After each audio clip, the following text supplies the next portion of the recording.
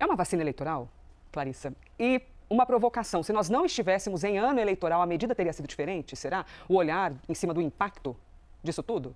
Elisa, eu entendo a semelhança entre as medidas adotadas na época pelo ex-presidente Jair Bolsonaro e agora pelo presidente Lula, quando a gente olha para a superfície. A gente está falando de instrumentos semelhantes, mas eu entendo que o contexto é distinto e, mais do que isso, a forma é muito diferente. Para quem acompanhou de perto aquela ocasião em que o ex-presidente Jair Bolsonaro anunciou aquele pacote, a gente teve naquele momento uma discussão imensa a respeito do tamanho do rombo fiscal da medida do ex-presidente Jair Bolsonaro, que se aplica de uma forma completamente diferente aqui. Esse debate sobre rombo fiscal não está colocado na essência dessa medida. Aquilo permeou todo o processo de tramitação do pacote no Congresso Nacional. Houve um movimento para tirar essas isenções do teto de gastos. Foi um movimento extremamente arriscado, de fato, do governo Bolsonaro, que foi para uma espécie de tudo ou nada eleitoral, que jogou um rombo para o governo seguinte. O que se via naquele momento, eu me lembro que na época eu conversei com bastante gente a respeito desse assunto e, de fato, existia uma preocupação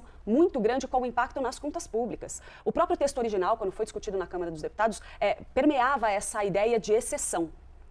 O caso aqui é diferente. Primeiro, o contexto de conflito é outro, por mais que a gente esteja falando de duas guerras. A invasão ali, a gente teve a oscilação dos preços, a variação dos preços do petróleo por conta do conflito na Ucrânia, mas aqui a gente tem um conflito que está tomando proporções muito maiores do que projetadas inicialmente, com sim uma possibilidade de se estender por um prazo maior, impactando no petróleo por um período maior em uma região diferente. Então, esse é um primeiro ponto. E aqui, esse elemento da compensação que o governo do presidente Lula faz torna essa medida diferente do ex-presidente Jair Bolsonaro. Não estou aqui defendendo, é um lado que está certo, outro que está errado. Mas, de fato, eu acho a comparação entre os mecanismos adotados lá atrás no governo Bolsonaro e a forma como isso está sendo tratado neste momento superficial.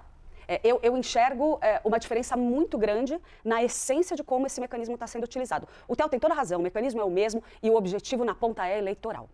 A vacina é principalmente eleitoral. Só que no cenário atual, o governo faz de uma forma em que se observa também os setores beneficiados pela variação do preço do petróleo. Algo que jamais foi discutido na época em que isso foi adotado no governo Bolsonaro. Então, o que o governo federal está fazendo agora? Tá bom, eu vou zerar os impostos federais sobre os combustíveis para evitar a inflação, resolvo o meu problema para a eleição, alivio aí minha preocupação com a inflação, resolvo vários problemas do meu governo com uma medida como essa. Mas eu imediatamente pego todos os segmentos, inclusive o bolso do governo federal, que vão se beneficiar do aumento do preço do petróleo no mercado internacional e digo, bom, já que vocês vão ganhar muito dinheiro nessa brincadeira, vocês vão pagar uma taxa aqui para eu poder pagar essa outra conta. Então, assim, eu vejo um modus operandi totalmente distinto.